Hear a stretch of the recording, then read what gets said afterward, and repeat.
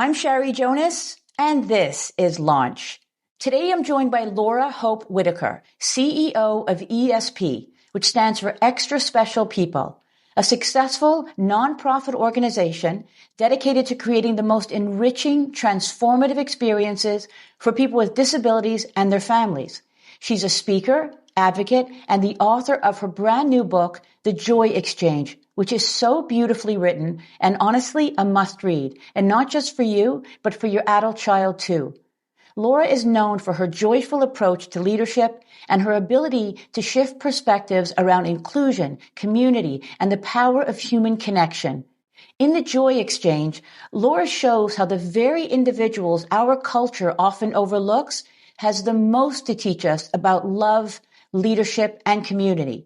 In this episode, we talk about the surprising meaning behind joy, how we can all experience it, what parents can do to reconnect with their adult children, and what they can do to feel a sense of belonging and connection again, something these young adults desperately need. I really enjoyed speaking with Laura, and I'm sure this episode will resonate with you. Remember to hit the subscribe button, and please share it with someone who needs to hear it. Laura, thank you for joining me today on Launch. It is such a joy. Really exciting. Oh, well said. Well said. I've interviewed a number of authors since I've been doing this podcast, and they've all written, excellent books, each one focused on their niche. But I have been reading your book, The Joy Exchange, Finding Life's Greatest Lessons in Those You Least Expect. And this is something that everyone should read. It is beautiful. Your stories, your message, and especially your writing style. I absolutely love it. Oh, thank you. It's the best compliment you can give an author, especially a new author like me who's never written a book before. It, oftentimes it felt like poetry.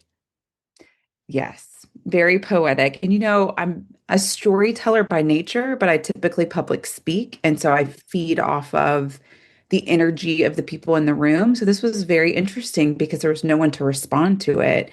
So I really kind of had to create my own voice, and much of it came out in a very kind of poetic way. Honestly, there were so many moments where I actually got emotional. It's incredibly poignant. It pulls at your heartstrings. I'm getting so much out of it. So glad. I'm Yeah. so glad. And it is emotional, make you laugh and make you cry because it's human stories, and that's what I want people to feel, because that's what I've felt being around people of all abilities for the last 20 years. It's just those true human feelings.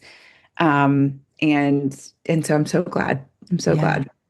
So I am really looking forward to talking about it. But before we go there, you have to share your personal journey, how you came to be the CEO of this incredible nonprofit, and more importantly, how that experience has changed your life. Yeah, so I kind of have a unique story. I grew up in Atlanta, in the suburbs of Atlanta, and my parents. I grew up one of four kids. I'm the second girl, and my parents really did kind of instill this gift to us, which was the gift of serving. And so we would serve as a family, and oftentimes have people that didn't look like us around our kitchen table, and we lived in a wealthy suburb in Atlanta, so that was kind of atypical. And so when I went to the University of Georgia as a freshman, I was 18 years old.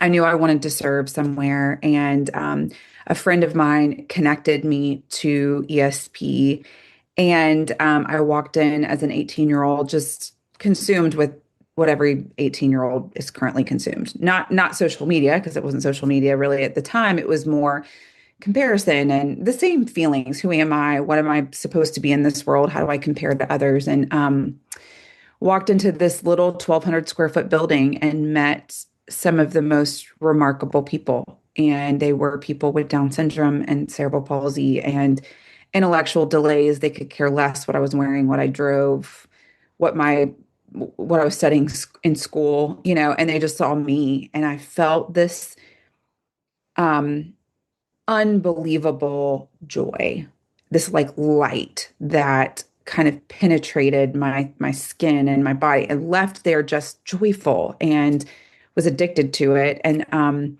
started working there, volunteering there. And our founder, who founded the organization 40 years ago, we're 40 years this year, was diagnosed with pancreatic cancer and passed away the summer after our summer camp. And there was kind of a couple of us that took the helm and led for a little while, and then I took over as the executive director my sophomore year of college.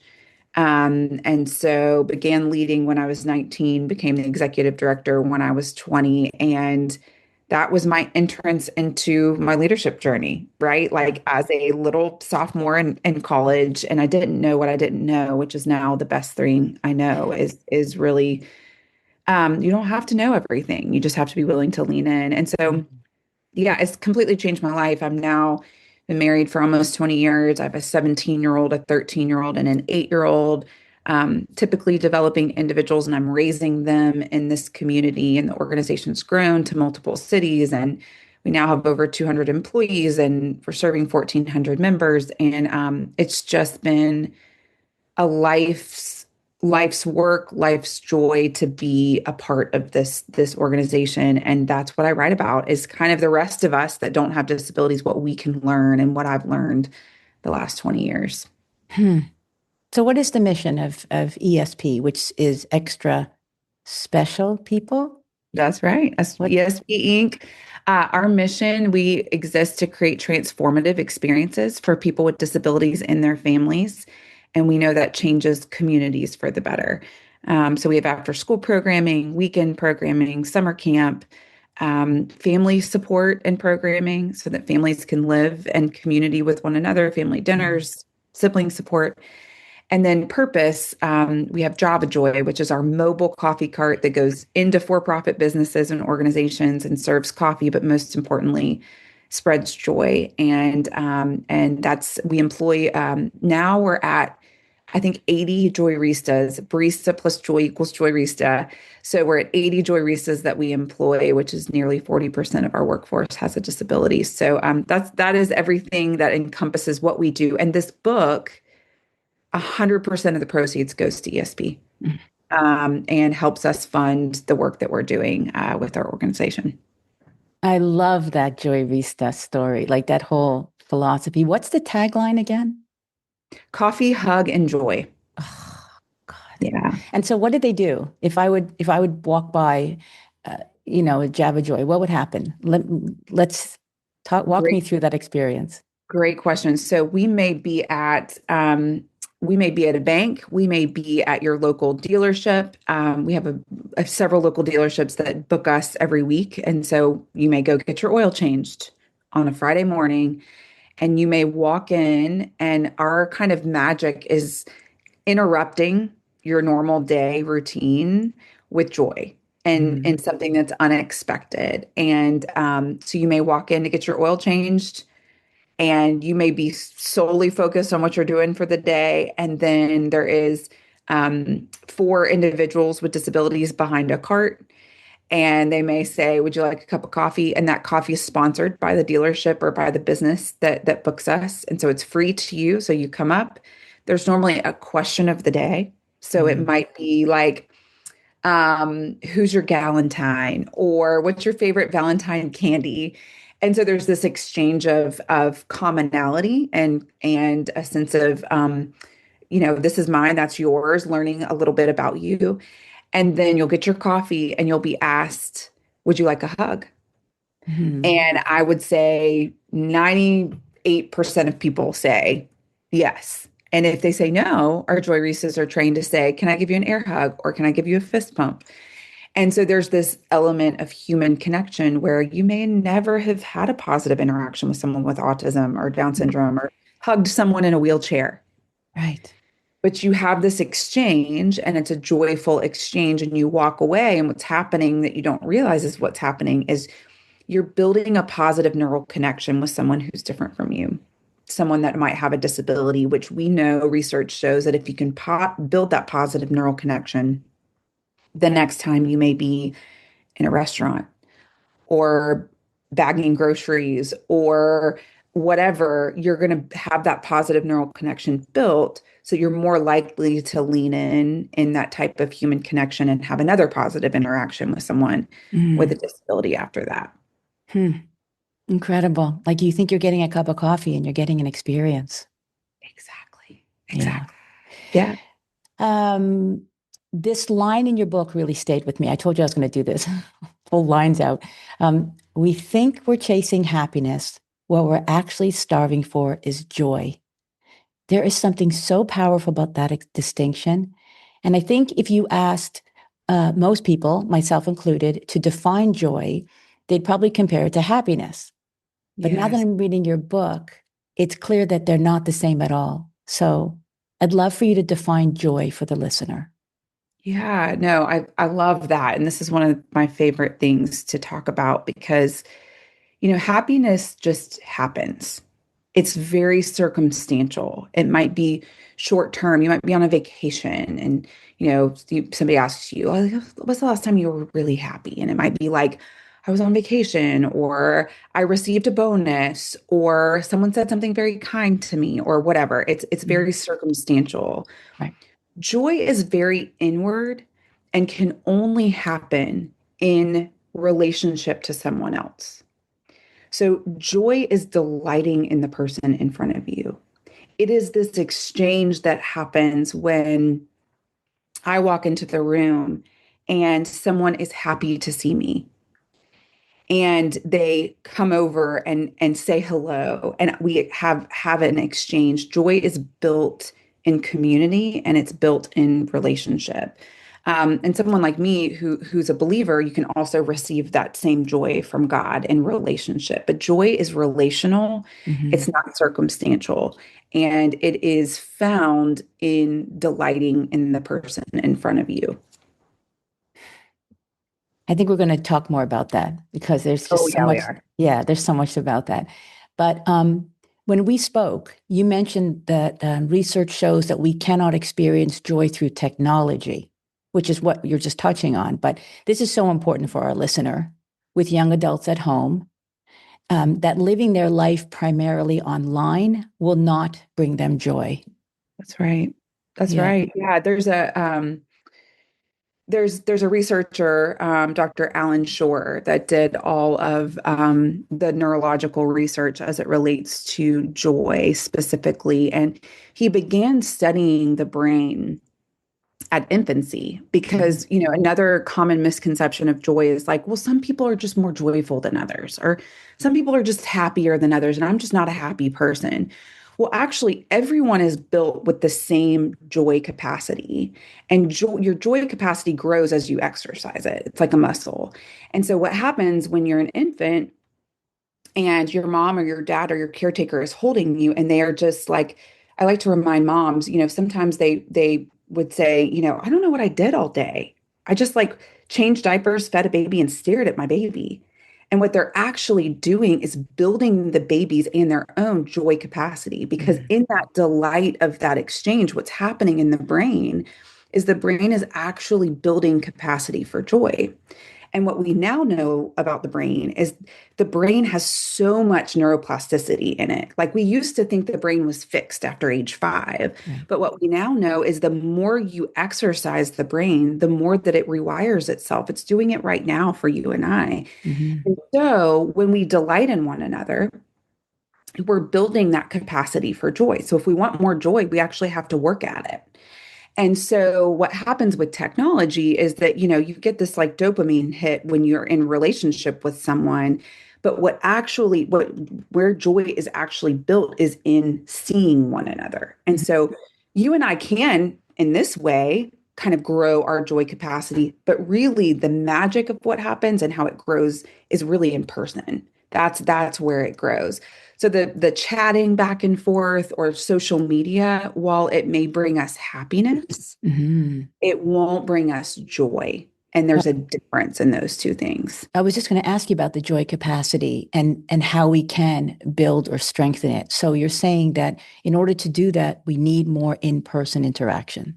Yes. Okay. Yes. And it might just start, I talk a lot about awkwardness in the book, right? Yes. And what's also fascinating about that, the more I got into the research, is like a lot of times people say, well, he's just an awkward person or she's just an awkward person. Actually, the research shows that awkwardness is not a characteristic. It happens in social interaction. And what I know from my graduate degree with individuals with autism is that we actually have to teach social skills to individuals with autism. I think with awkward people, quote, awkward people, we have to look at those social scripts and know what to do to become less awkward. And I think sometimes we sit in this like, oh, well, I'm just awkward. And we kind of shrug our shoulders and say, oh, well, I'm just awkward. Well, no, you have awkwardness because you haven't practiced those social cues and those social scripts to be less awkward. So, in order to grow our capacity, it is like a muscle. You got to go to the gym. And in order to go to the gym, it starts with like the people that are right in front of you, the people in our home. Hmm. um, how are you receiving people on the other side of you? Like when people walk into a room that you really love, do you show that you are happy to be with them, that you want to delight in them? It starts there, and then it kind of ripples out. And the more that we can delight in people, be present, make good eye contact, smile, and use words of encouragement, that's how you build your joy capacity. And then you turn around a month, a year, 5 years later and go, oh my gosh, I'm suddenly a lot less awkward than I was 5 years ago. Right. Or I'm a lot less antisocial than I was a month ago. And it's because you've started building that joy capacity and started rewiring your brain to ultimately figure out how to delight in the person in front of you. So we're going to come back to connection. I want our listener to leave every episode having strategies and suggestions that they can take back to their young adult who is really deeply disconnected and probably feels very awkward and doesn't know how to get over that. So we're going to come back to it. But I do want to touch on you talked about the neuroplasticity of the brain. So you're saying that the awkwardness is not something that you're inherently born with, and Yeah. that joy and that increasing your joy capacity is how you work through that. Okay. Yeah. And so I Okay. think some people are bent towards more awkwardness for sure, but Yeah. it's not actually a characteristic you're born with, similar to joy. You aren't born with joy. Joy Okay. is a muscle that you exercise. And I think, we can kind of sit in our personalities a little bit sometimes and give ourselves an excuse. And what we know about the brain is really there's no excuse for awkwardness. And, one of the things I talk about in the book is, aha is on the other side of awkwardness. It's leaning in. Like culture right now says, like, oof, it's uncomfortable. Like, if it's uncomfortable, pull back, take care of yourself. Ooh, it's awkward. Ooh, pull back. And what my kind of anthem is and what research shows is it's like, no, that's the moment. That's like your moment to cross the bridge. If it's awkward, if someone's different from you, or there's a social situation that's awkward, the only way to rewire your brain, the only way to get on the other side and to find that aha connection. Oh, that person, it wasn't so awkward to hug someone in a wheelchair, or that person has a different color skin or different generation or whatever. Actually, we have this connection. Actually, we have this thing in common, our favorite Valentine's candy or whatever it is. That aha is on the other side of the awkward, but you actually have to get through that level of uncomfortability in order to get to that aha on the other side. And so it's leaning into that awkwardness that really is kind of my anthem. And a lot of the people that I'm surrounded with, my friends with different abilities, they never really learned to push back. They're still leaning in like they did when they were 5, like we did when we were 5, when we were curious about differences, when we weren't awkward. And so I've learned these lessons along the way from them where they're not afraid to hug me. They're excited to see me I mean, one of our Joy Reistas, Megan, I saw her, we went on a business trip. I saw her every day, and sometimes we would go rest and come back. Every time she saw me, she showed that she wanted to, she was delighted to see me. And what that did was create this bond between us and grow our joy capacities together. And in response, I responded to that. Hmm. And so I've just learned so much from them and then paired it with the research to help me realize, how do I grow my joy capacity? How do I lean into the awkwardness to find aha on the other side? Hmm. You talk a lot about emotional contagion. I Yes. need you to explain that for me and for the listener. Yeah, and there's a lot of really great research and books about that, but the simple premise is this. Emotions are contagious. Hmm. And joy is contagious. In the book, I talk about us starting our franchise amidst COVID, right? And so we all now have this really beautiful understanding of how things spread. And there's a negative connotation to that too. Like, but we're all spreading something. Right. My anthem is, why don't we spread joy? Like, why don't we spread delight in one another? And so, in an office, if you think about, a time that you've had a boss that affected the rest of the organization, or one bad actor that's in your place of employment, or one family member at a family reunion or a holiday, those emotions are contagious, and joy is just as contagious, maybe more contagious than some of those negative emotions. And so I've found that to be true. I see people walk away from ESP with this glow. Mm. And we've had business leaders say, my employees leave ESP from volunteering and they come back to the office and they're more joyful, thus they're more productive. And so, if we're leaders, or if we're moms or dads, our joy capacity is important because it affects those that are around us, and it's ultimately contagious. So I'm going to play devil's advocate for a second because Yeah. I think I know what the listener's thinking. If my young adult does not feel joy, does not feel happiness, is suffering from loneliness, depression, um, disconnection, how can they exchange joy? Where is Yeah. that going to come from for them? Yeah. Unless they receive it, but how can they even begin? It's a great question. And we have a lot of individuals on the autism spectrum, and it comes out in different ways for them as well. So, one of the parallels that I have throughout the book is I talk a lot about seeds. Mm. And I think, it's not this magical, like, oh, I was delighted to see my, adult son who's been in his room all day playing video games, and all of a sudden he was joyful. Doesn't Right, work that way. right. It's these seeds that you slowly plant. And I think sometimes we don't realize, and this is like a hold up the mirror moment because I'm a mom as well, we don't realize that we maybe have lost hope with the people that are around us that don't have joy. Oh my And God, for so sure. because we've lost hope, um, we act that way. Yes. And we don't expect that they can have joy. And so I would say, maybe to that parent, and I've had similar situations with some of my extended family members, to start planting small seeds of delight. And so when your son or daughter walks in the room, the power of human touch it's incredibly powerful. If you can't touch them on the shoulder, or touch their hand, or touch their face, at least looking at them in the eyes and say, I'm so happy to see you. Mm. And it's those small little things, the power of being wanted in a space, even just a separate room. I'm telling you, it can completely change a person's disposition. And it might be slowly. But if someone is needed, I mean, at our core, we all want to be needed and wanted. And so I think that feeling of being wanted in a space or a room is really, really important. And then if you can pair that with a little bit of touch, most of us are touch deprived, and I'm around humans all the time.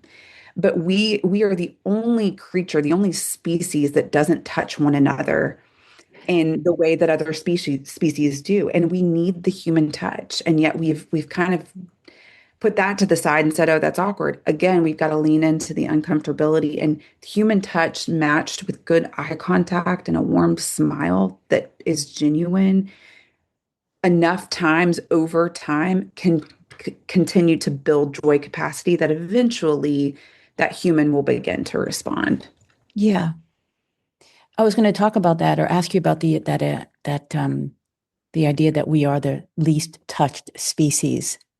And I find that so sad. I had no idea. I had no idea. And you also write about that touch is the primary language of connection, which I think what you're saying now is that that's how it starts, even if it's just a squeeze of the shoulder. I mean, if just imagine that if every time we're conditioning here, but every time your adult steps out of their room, you look at them, you give them a hug, you rub their back, or you do something, you make that eye contact. It's almost conditioning them that if I come out of my room, I'm going to feel a connection to my parent. Yes. So Yes. that's And it so may start easy. with a eye contact and a little joke to get them to look back at you and Yeah. connect that eye contact. And then it might warm up to I'm just so happy you're here. Like Yeah. I know yesterday was hard, but I'm so glad there's a new day and I'm just so happy you're here.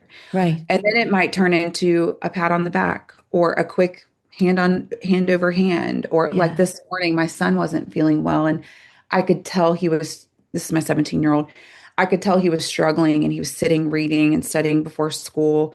And I could tell he just like didn't really want a whole lot to do with me. This morning, he hadn't fully woken up, you know. Right. And so I knew like a hug, which you need 8 hugs a day, by the way, Oh. but I could tell the hug in that moment wasn't right. And so I just went up to him and I put my hand over his hand and I looked at him and I said, buddy, I hope you feel better today. I love you so much. Mm. And I looked him in the eyes and then I walked away. But that, like, I can't even describe to you what happened in his brain Yeah. when I did that. It was the human touch. It was the I see you and I love you and I see you're not feeling well and I'm wishing for you and I love you and I'm cared and concerned and I want to be with you in this moment and I'm here for you. And so I think even in those like uncomfortable moments, it's just choosing for us as parents to lean in and help our kids build that joy capacity. Yeah, this is so powerful. It really is because it's the little things that parents forget to do, especially as your kids get older. We hug and kiss them all the time when they're younger, but as they get older, there's walls that go up. When I look at my children, I don't live with them, so I hold on to the goodbyes and the hellos a lot, or in the conversations that we have, and I stare at them. And I could tell sometimes they're like, "Ugh, Mom, you're staring at me," but I'm loving them even when my eye contact, and I could tell that they just know it. They just know she's staring at me because she loves me. Yeah. There's like perfection in those little faces for me because they're my children and I miss them and love them so much. So I can feel it. Like I'm reading the room. I'm like, yeah, I know I'm staring at you, but they I think it's so powerful. And I want parents, this is the moment. This is like, hold on to this piece of advice because that's all you need to do. Open that bedroom door, walk in there, give them a hug, you know, touch them, look at them. And because we've lost that, we really do. And it's such a wonderful reminder. That's such a gift that you can give your children and yourself because you're getting something out of it too. Yeah. You also you touched on that hug thing. Well, let's talk about that for a second. 8 hugs a day is the minimum. The Who minimum. hugs 8 times a day? Not Right? many people. Right. Which is no wonder we're all messed up. I know. We need eight. That's baseline. 12 to psychologically survive, or 8 to survive, 12 to thrive is what research says. And that's Yeah. the statistics in the book. But yeah. And once I read that, I mean, so at our organization, I get a million different hugs. And Mm. it's one of the reasons I was like, we have to talk about this because there's a reason these humans are so joyful and they're not afraid to give a hug or touch or be close. And so once I read the research, now my kids are so funny because I'll be like, all right, come on. And I'll just get one, two, three, four. And now it's kind of a game. Yeah. But I'm like, I want them to have the baseline walking out of this house. Yes. I can't control what happens out there, but I want them to have the baseline of psychological safety, and their body and their brain and their souls need it. They need that human touch. And so, yeah, when I write about it in the book, I tell a story about going to San Francisco and growing our organization. Good Um, story. and I talk about, um, this idea of what's appropriate. Yeah. And it's fascinating to me because I've with these kind of these eyes, I've noticed, we start deeming what we think is appropriate based on culture standards. Yeah. And in many cultures, and like we said, in other species, what is appropriate is human touch. Hmm. Um, and with individuals of all abilities, that is what's appropriate for many of them, not all of them, but for many of them. And so I had this person who was telling me this is not appropriate.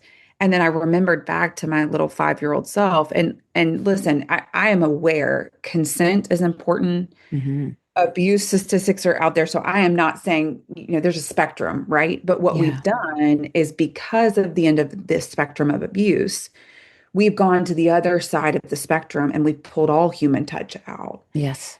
And I think proximity and touch is even important in a workplace. It's definitely important in a family. But the research shows it's important for leaders to be physically present. A Hmm. touch of the shoulder, a high five, a fist pump, a hug if it's appropriate with consent is important. And so I really kind of began to think, okay, like what taught me that something is not appropriate or appropriate? Like, who taught me that? Yeah. Was it culture and culture's language? Is it fear that's talking? Hmm. Or is it truly what's appropriate should be what we need? And Okay. what we need is human touch. What our bodies, what our brains need is physical connection where there is consent and appropriateness with it. Yeah. I want to just refer back to a little story where you said that there was a CEO. I'm going to say this wrong, so I think you're going to know where I'm going. And he went to have a coffee at one of your stands, and he got a hug. And tell that story. Yeah, so we were in San Francisco. We were at a large corporation, tall, high rise, and we're serving. And there was this gentleman, probably in his 60s, and he came to get his cup of coffee. And I watched the same thing happen where you get your cup of coffee, and it's good coffee, by the way, like not bake sale coffee, like Okay. the good stuff. And he question of the day, everything, and then he gets over, and our barista says, "Can I give you a hug?" And he's like, "A hug? Huh?" And so he's like, "Yeah," and he kind of like awkwardly gives his hug. And then he leaves. And a couple minutes later, he circles back around and he said, "Can I get another cup of coffee?" I was, "Sure." And he's like, "Oh, and I want to get another hug." I was like, "Go Mm. for it." And he comes over to me, and I said, "How was your experience?" And he starts asking me all these questions. How does this work? How do you book it? All that. And then he looks at me square in the eyes. And this is a gentleman, um, CEO of a large organization. And his eyes full of tears. And he looks at me and he says, "I haven't had a hug in 5 years." And he said, "I got divorced. My children are out on their own." Mm. And you could just see, I mean, he was crumbling in the most beautiful way. Just this like human side of him came out. And he was captivated by this idea and glowing all at the same time. You could tell it just like melted him. Yeah. And something similar happened in Miami just a couple weeks ago. We were serving at a large conference there, and there was a gentleman whose wife passed away 6 months prior. Mm. This was his first event back to work. He gets his hug from a joyrista. Immediately, his body, like tears came. He couldn't Mm. help it because he didn't. It was the hug he didn't know he needed. Right. It had been 6 months since he had been touched or delighted in that kind of way, and he needed it, and it completely changed the course of his next few days, and that's joy. We're going to come back to that for a second, but I want to talk about how each chapter in your book centers around an exchange. Mm-hmm. So why is that concept so central to the message in your book? I mean, that's what I love about it, is that because, I'm all over the place. You mentioned to me chapter 15. So I literally started from the beginning, then I jumped to, and I'm looking at these chapters. I'm like, I can read a chapter whenever I want, whenever I feel I need that. But I wanted to understand why everything is about an exchange. Yeah. Well, I've hinted on this a bit throughout our conversation, but I think, I parallel a dandelion, and you'll have to read the book to understand the parallel. But the premise of it is that, when we're children, we see the world through a certain light, and then along the way, culture teaches us, and some of that's great. We learn, we have knowledge, we realize things, we become more wise.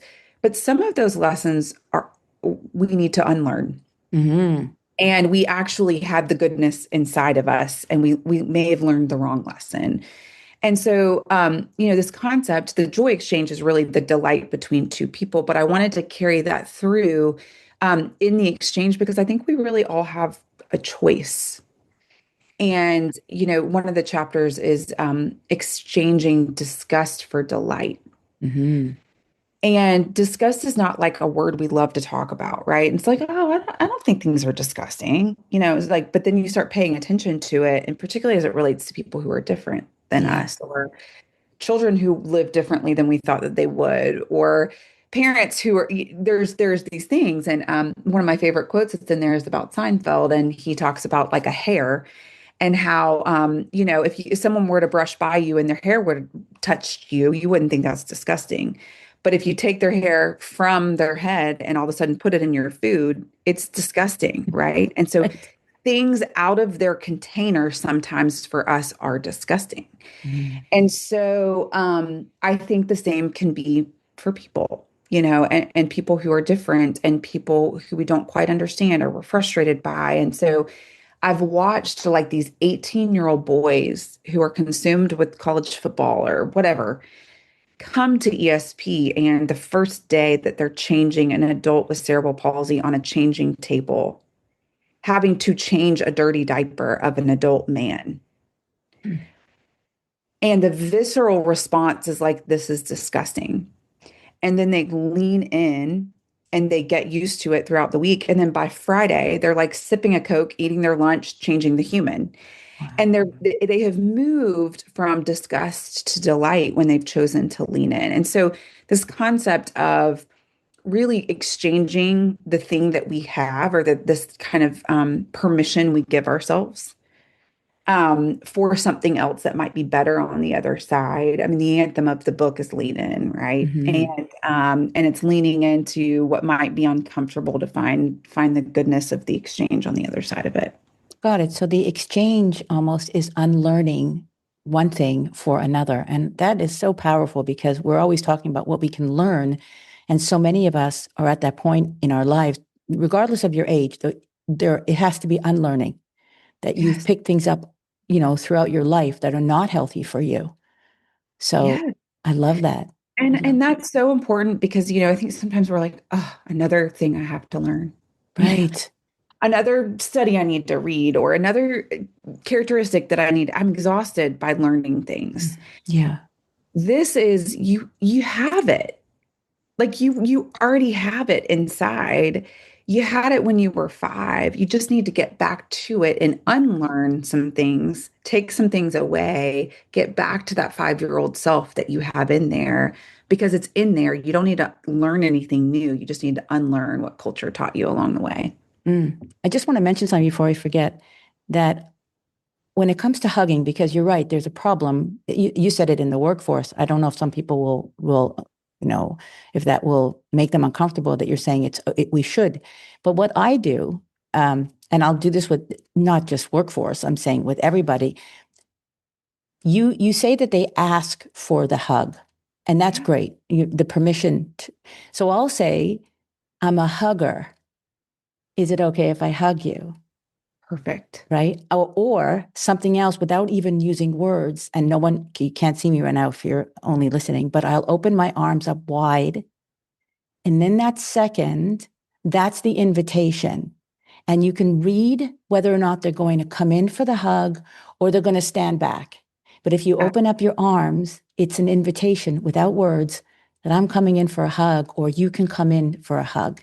And it works every time. You can tell some people are like, ugh, but they do it. And then I just wrap my arms around them and I give them a squeeze and you can feel their bodies, It's So amazing. We watch it happen all the time at Travel Joy, because we're in these stuffy business places, like, yeah, or large manufacturing plants where there's people that, it's not a networky type environment. These are some hard working people that are feeding their families. And sometimes you're like, oh, is this going to work? But every time. I mean, every time. And some people say no, and that's okay. And they get a yeah, fist or a high five, yeah, and there's an exchange of a smile.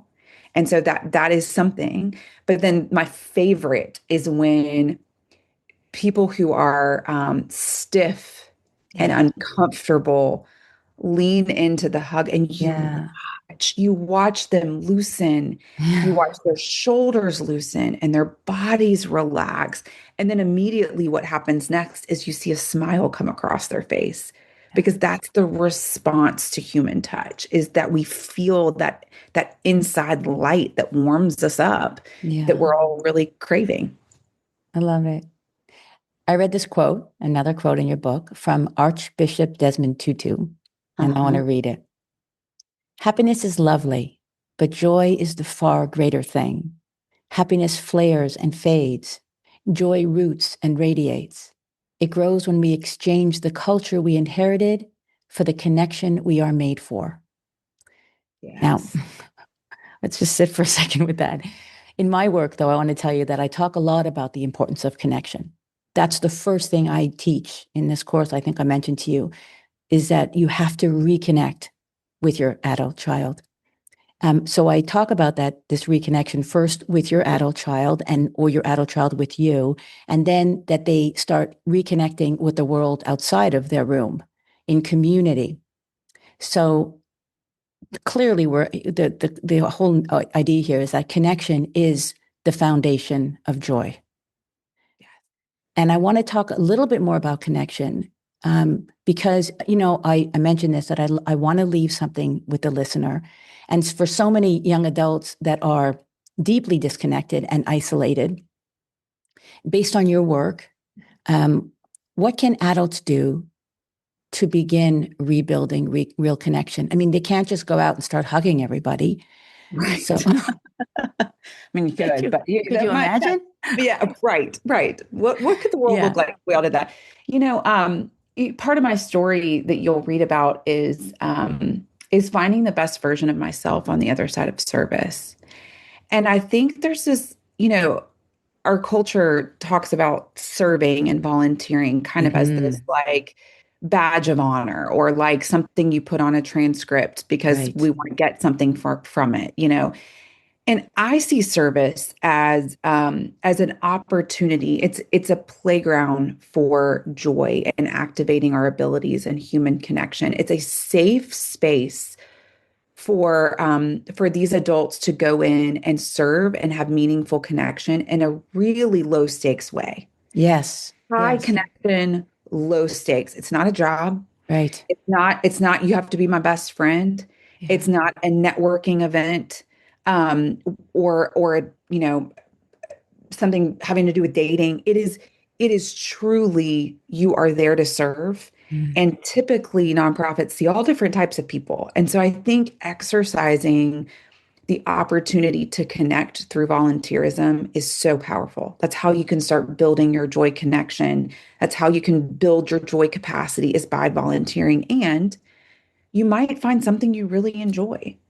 Like, Yeah. oh my gosh, I could be serving in a food bank, and they have this technology system that helps with their processes of their inventory, And I'm actually really great at that. And I would love to do that to serve others. And maybe there's actually a job associated with that. Right. So I think you get to try on different abilities that you have. And we call it activating your abilities. It's like figuring out, oh, I've got those abilities and now I can activate them and begin to use them.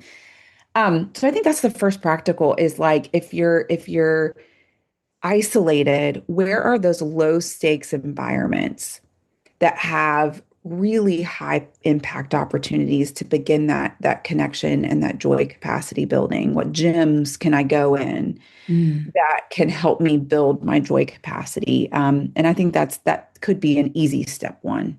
I think it's the best one. I think it's amazing. Volunteering. And it's true. A lot of people think I'm going to volunteer because it's going to look good, or no, it's something that everybody should do if you're struggling, if you're struggling. And what it can, you're right, the networking, the what you can learn about yourself, the people that you can meet. And I love how you say that where the stakes are low. There's no judgment. They just want you there. You want talk about being needed. You're needed in volunteer service. Yeah.